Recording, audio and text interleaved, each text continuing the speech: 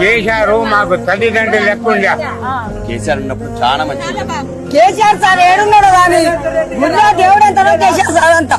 ఆయన వచ్చిన 10 ఏళ్ల నుంచి అయితే మనశ్శాంతిగా ఉన్నాం. కేసీఆర్ సార్ వచ్చినప్పుడు మాకు ఎటువంటి ప్రాబ్లం లేదు, మంచిగా ఉన్నాం. కరెంటు ప్రాబ్లం లేదు, నీళ్ళ ప్రాబ్లం లేదు, డ్రైనేజీల ప్రాబ్లం లేదు.